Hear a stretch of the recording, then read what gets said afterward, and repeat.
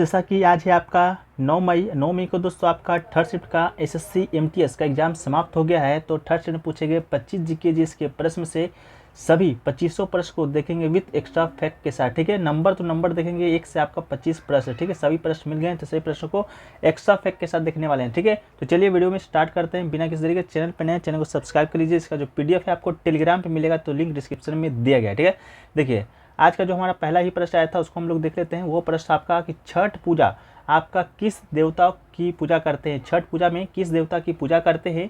तो इसका right answer दोस्तों आपका क्या है, तो आपका सूर्य देवता। ठीक है, सूर्य भगवान की हम लोग पूजा करते हैं छठ पूजा में, तो इसका राइट आंसर हो जाएगा। बात करें छठ का, तो छठ पर्व को आपका चैत्र भी कहते हैं, षष्ठी पूजा भी कहते हैं।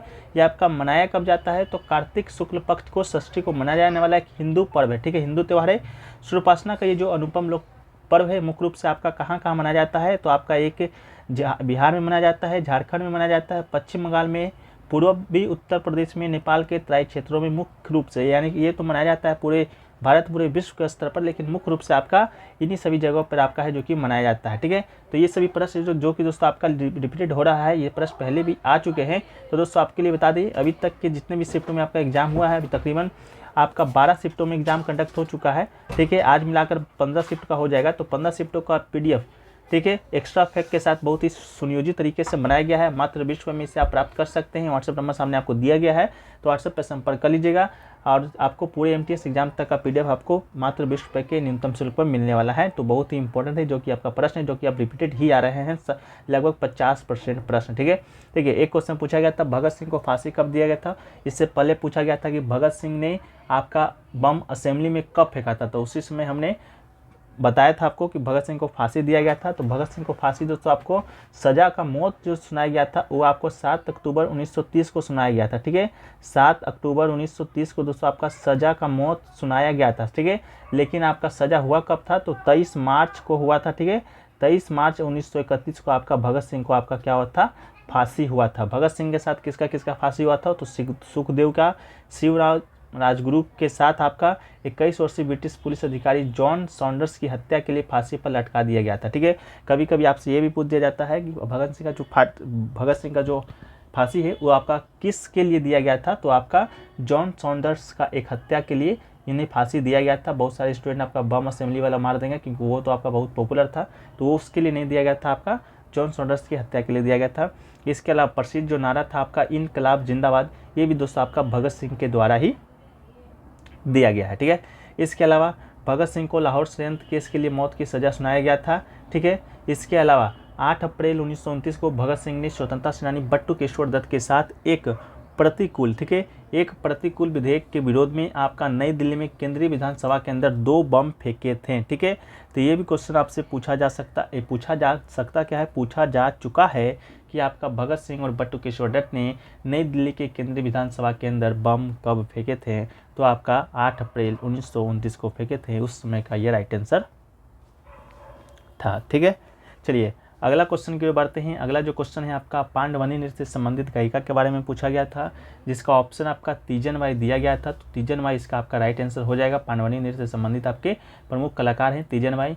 इन सब के अलावा भी हैं, जैसे ऋतु वर्मा जी हैं, खूबलाल यादव हैं, रामधार सिन्हा है, फूल सिंह साहू हैं, लक्ष्मी साहू है, इसके अलावा प्रभा यादव है, सोमेश शास्त्री है, पुनिया बाई है और जीना बाई है। ये सभी जो आपके संबंधित गायिका हैं सभी आपके पांडवानी नृत्य से ही हैं। इसके अलावा बात करें आपका पांडवानी नृत्य का, तो ये एक आपका लोक गायन की एक शैली है जिसमें महाभारत की कहानियों का वर्णन शामिल है। ये मुख्य रूप से आपका कहाँ पर किया जाता है, तो छत्तीसगढ़ में आपका प्रदर्शित किया जाता है।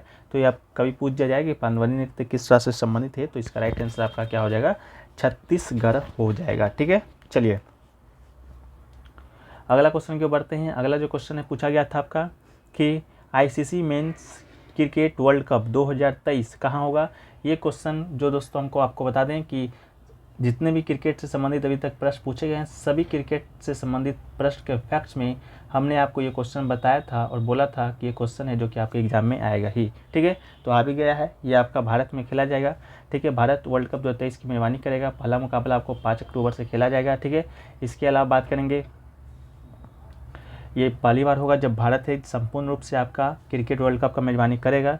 इससे पहले जो है कि भारत आपका 2011 ईस्वी में आपका ये मेजबान कर चुका है 2011 में, जिसमें आपका संयुक्त मेजबानी था। पहला तो आपका भारत का था, इसके अलावा फिर आपका श्रीलंका का भी मेजबानी इसमें दिया गया था और आपका बांग्लादेश का था। तीनों ने संयुक्त मेजबानी आपका किया था। उसमें आपका 2011 में महेंद्र सिंह धोनी की कप्तानी में भारत ने आपका वर्ल्ड कप जीता था। ठीक है, चलिए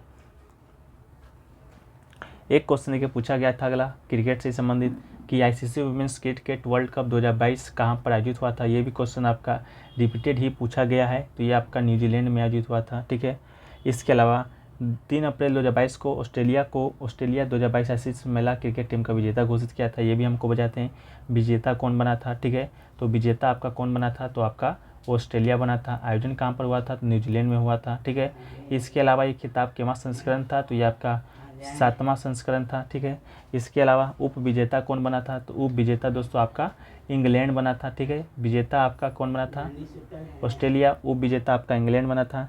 इसके अलावा 2023 का जो आईसीसी T20 विश्व कप है महिला का, वो दोस्तों आपका कहाँ आयोजित होगा, तो ये दोस्तों आपका दक्षिण अफ्रीका में आयोजन हो चुका है। आयोजन इसका 10 से 26 फरवरी के बीच। ठीक है, तो आपका ये राइट आंसर हो जाएगा। अगला क्वेश्चन देखिए पूछा गया था 1918 में महात्मा गांधी ने गुजरात के खेड़ा जिलों में सत्याग्रह का आयोजन किया था, जो कि किसके समर्थन में था, तो ये दोस्तों आपका किसानों के लिए था। तो किसान इसका राइट आंसर हो जाएगा।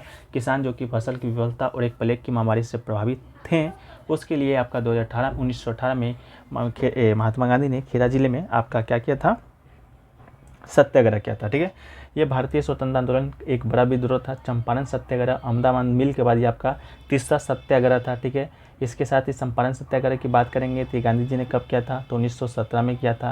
अहमदाबाद मिल वाला आपका 18 में किया था। 18 में आपका खेड़ा जिले में भी आपका ये सत्याग्रह किया था। ठीक है, इसके अलावा गांधी जी ने खेड़ा जिले के किसानों को समर्थन करने के लिए इस आंदोलन का आपका आयोजन किया था। एक क्वेश्चन है कि पूछा गया था अगला आपका life time achievement Grammy award पाने वाले पहले संगीतकार कौन थे। ठीक है, संगीतकार नहीं आपका संगीतकार कौन थे, तो इसका राइट आंसर आपका पंडित रविशंकर हो जाएंगे। Grammy life time achievement award पाने वाले पहले भारतीय पंडित रविशंकर थे। इसके अलावा इन्हें 1999 में भारत रत्न से भी सम्मानित किया जा चुका है। इसके अलावा बात करेंगे तो पंडित रविशंकर एक भारतीय सितार वादक थे और संगीतकार थे। ठीक है, इसके बाद आपका उस्ताद जाकिर हुसैन की बात करेंगे तो ये तबला कला प्रवीण व्यक्ति, संगीतकार, तालवादक, संगीत निर्माता है।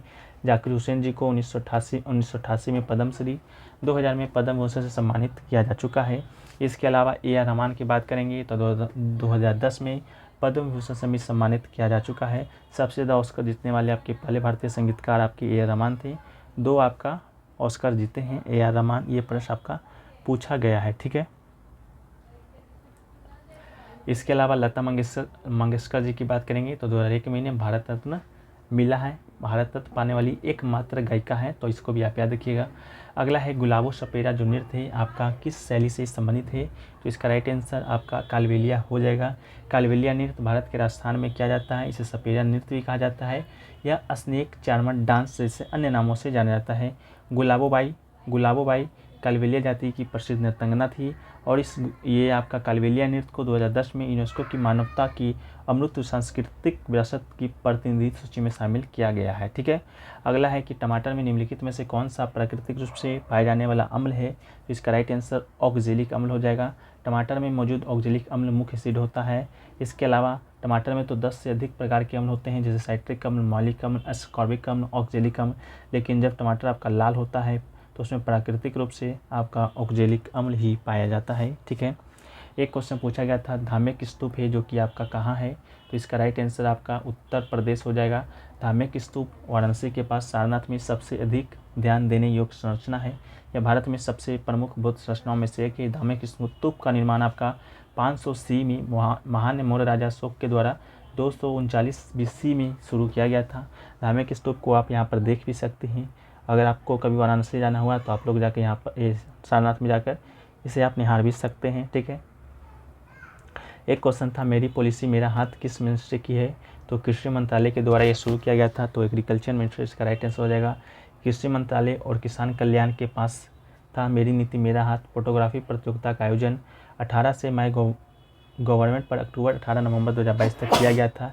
इस गतिविधि मेरी नीति मेरे हाथ का लक्ष्य देश वर्ग नागरिकों को जोड़ना था PM FBI के अभियान में। ठीक है, अगला जो क्वेश्चन पूछा गया था, रंगराजन समिति किससे संबंधित है? तो रंगराजन समिति का गठन 2022 में गरीबी के आकलन के लिए किया गया था। तो आपका गरीबी का आकलन इसका राइट आंसर था।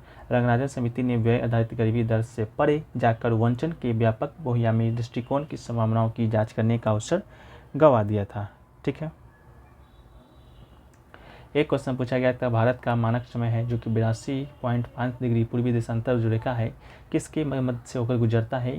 तो ये आपका भारत के 5 राज्य हैं जहाँ से आपकी भारतीय मानक देशांतर रेखा 82 डिग्री 5 इंच ईस्ट उत्तर गुजरता है। पहला तो आपका उत्तर प्रदेश है, दूसरा आपका मध्य प्रदेश है, छत्तीसगढ़ है, उड़ीसा है, आंध्र प्रदेश है से गुजरता है। ठीक है। ऑप्शन में क्या दिया गया था आप लोग कमेंट सेक्शन में बताइएगा। मेरे ख्याल से आपका मध्य प्रदेश दिया गया था, जो कि दोस्तों आपका क्या था, राइट आंसर था। ठीक है। चलिए अगला है कि रामपुरवा जो बेल है स्तंभ है वो आपका कहाँ पर रखा गया है? तो ये दोस्तों आपका मिला था बिहार में। तो इसे आपका राष्ट्रपति भवन में रखा गया है। राष्ट्रपति भवन में अशोक स्तंभ की शानदार 3वीं शताब्दी ईसा पूर्व बलुआ पत्थर की राजधानी है जिसे रामपुरवा बेल के रूप में जाना जाता है। इसका नाम बिहार में इसकी खोज के स्थान रामपुरवा से मिलता है। रामपुरवा बेल राष्ट्रपति भवन के प्रांगण में प्रवेश द्वार पर केंद्रीय स्तंभों के बीच एक चबूतरा पर चढ़ा हुआ है। ठीक है।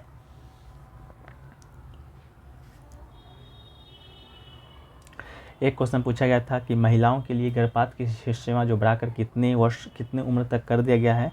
इसमें देखिए गर्भपात की सीमा पूछा गया था या मैटरनिटी लीव पूछा गया था। दोनों में थोड़ा सा कन्फ्यूजन है, हम दोनों को बता देते हैं। जो आपका गर्भपात की सीमा है वो आपका 20 हफ्ते तक था पहले, लेकिन 2021 में इस कानून में संशोधन किया गया था और आपका 24 हफ्तों तक बढ़ा दिया गया था। ठीक है। अगर गर्भपात की सीमा पूछा गया होगा तो इसका राइट आंसर 24 हो जाएगा। ठीक है। लेकिन आपका पूछा गया होगा मैटरनिटी लीव, तो ये दोस्तों आपको बता दें ये आपका 12 वीक टू 26 वीक। ठीक है। तो इसका राइट आंसर आपका 26 वीक हो जाएगा। ठीक है। मेरे ख्याल से आपका मैटरनिटी लीव भी पूछा गया था तो आपका राइट आंसर 26 वीक हो जाएगा। गर्भपात की सीमा अगर पूछा जाएगा तो आपका 24 सप्ताह तक बढ़ाया गया है। ठीक है। चलिए अगला है गलनांक से ज़्यादा ताप पर गर्म करके निष्कर्षण करने की विधि है जो कि क्या कहलाती है? तो प्रगलन इसका राइट आंसर हो जाएगा। प्रगलन एक ऐसी प्रक्रिया है जिसके द्वारा किसी अयस्क से धातु को तत्व या किसी सरल यौगिक के रूप में प्राप्त किया जाता है। इस प्रक्रिया में अयस्क से धातु प्राप्त करने के लिए अयस्क को गलनांक बिंदु से भी अधिक ताप पर गर्म किया जाता है। यह प्रक्रिया ऑक्सीकारक जैसे हवा या अपचायक जैसे कोक की उपस्थिति में संपन्न होती है। ठीक है। अगला है संविधान को कब अंगीकृत किया गया था? तो आपको बता दें 1949 आपका ऑप्शन में दिया गया था। तो संविधान को 26 नवंबर 1949 को भारतीय संविधान को संघटक सभा के द्वारा अंगीकृत किया गया था, लेकिन लागू किया गया था आपका 1950 में 26 जनवरी 1950 को। 26 जनवरी को विशेष रूप से इसके ऐतिहासिक महत्व के कारण संविधान के प्रारंभ दिन के रूप में चुना गया था। इसके अलावा इसी दिन 26 जनवरी 1930 को भारतीय राष्ट्रीय कांग्रेस के लाहौर सत्र के प्रस्ताव के बाद पूर्ण स्वराज दिवस मनाया गया था। इसी दिवस को शहीद करने के लिए याद करने के लिए आपका भारतीय संविधान में 26 जनवरी 1950 को ही कबूल किया गया था। इसके अलावा 1943 में एम रॉय के सुझाव पर 1946 में संविधान तैयार करने के उद्देश्य से एक संविधान सभा का गठन किया गया था। मूल संविधान में एक प्रस्तावना 1995 अनुच्छेद और 8 अनुसूचियाँ थी, लेकिन अनुसूचियाँ 12 हो गई हैं। मूल अनुच्छेद आपका 395 ही है, बस इसमें आपका जोड़ा क ख ग जोड़ा जाता है। प्रस्तावना भी आपका एक ही है। अगला है कि 2022 तक मालदीव की राजधानी क्या है? तो मालदीव गणराज्य की राजधानी और सबसे बड़ा जो शहर है माले है, तो माले इसका राइट आंसर हो जाएगा। अगला है 1991 ईस्वी में तराइन का जो प्रथम युद्ध आपका हुआ था किसके मध्य हुआ था? तो तराइन का जो प्रथम युद्ध 1191 में मोहम्मद गोरी के नेतृत्व में लड़ा गया था। मोहम्मद गोरी और आपका पृथ्वीराज चौहान, जिसे कि पृथ्वीराज तृतीय भी कहा जाता है, उन दोनों का मध्य युद्ध आपका हुआ था। 91 वाला जो युद्ध हुआ था प्रथम था, जिसमें आपका पृथ्वीराज चौहान जीत गया था, लेकिन एक साल के बाद फिर से आपका ये युद्ध होता है। तराइन का द्वितीय युद्ध के नाम से जाना जाता है। दोनों शासक दोनों सेम ही था, लेकिन विजेता चेंज हो जाता है। मोहम्मद गोरी इस बार विजेता बन जाता है 92 वाला युद्ध में। ठीक है। तो द्वितीय और प्रथम दोनों युद्ध आपके समान शासकों के बीच हुआ था, बस विजेता आपका चेंज था। एक क्वेश्चन देखिए पूछा गया था, आधुनिक आवर्तसारणी का जनक किसे कहा जाता है? तो दिमित्री मेंडलीव को आपका फादर ऑफ प्रेडिक्टेबल कहा जाता है। आधुनिक आवर्तसारणी के जनक दिमित्री मेंडलीव हैं। 1869 में अपनी आवर्तसारणी प्रकाशित किया था। इसके अलावा अर्नेस्ट रदरफोर्ड के द्वारा 1911 में परमाणु के नाभिक की खोज किया गया था। तो ये पूछा जाएगा कि परमाणु के नाभिक की खोज कब हुआ था? तो 1911 में किसके द्वारा? तो अर्नेस्ट रदरफोर्ड के द्वारा। इसके अलावा न्यूट्रॉन की खोज पूछा जाएगा तो जेम्स चैडविक ने किया था, 1932 ईस्वी में किया था। ठीक है। एक क्वेश्चन पूछा गया था मारियाना गर्त है जो कि कहाँ पर स्थित है? तो मारियाना गर्त आपका या मारियाना ट्रेंच के नाम से जानते हैं, विश्व का एक प्रमुख बहुत ही गहरा महासागरीय गर्त है। ये पश्चिम प्रशांत महासागर में मारियाना द्वीप समूह से 200 किलोमीटर 124 मील पूर्व में स्थित है। तो आपका राइट आंसर क्या था? तो प्रशांत महासागर था। ठीक है, एक क्वेश्चन देखिए और पूछा गया था, आपको बता दें, एस अगेंस्ट और, ठीक है, एस अगेंस्ट ओड है पुस्तक है, वो आपका किसकी बायोग्राफी है, ये पूछा गया था। ठीक है, तो एस्ट अगेंस्ट ओड आपको बता दें ये आपका 2016 में आपका प्रकाशित हुआ था, और ये आपका किसकी बायोग्राफी है? तो सानिया मिर्ज़ा की बायोग्राफी है। ठीक है, तो इसका राइट आंसर क्या हो जाएगा? आपका सानिया मिर्ज़ा हो जाएगा। ठीक है, एस अगेंस्ट ओड आपका इसकी इन्हीं की बायोग्राफी है। ठीक है, इसके अलावा लगभग सभी जो प्रश्न हैं हमने आपके साथ डिस्कस कर लिया है। तो इसके लिए अगर आपको वीडियो अच्छा लगा है तो वीडियो को लाइक कर दीजिए, चैनल पे नए हैं चैनल को सब्सक्राइब कर दीजिए, और नोटिफिकेशन बेल को ऑल पे क्लिक जरूर कर दीजिएगा। इसके साथ ही साथ ऑल शिफ्ट का जो PDF लेना चाहते हैं 15 शिफ्टों का, तो व्हाट्सएप नंबर पर भी संपर्क कीजिएगा, आपको सारा जानकारी वहीं पर मिल जाएगा। ठीक है, तो चलिए मिलते हैं नेक्स्ट शिफ्ट के वीडियो में, जब तक के लिए जय हिंद जय भारत।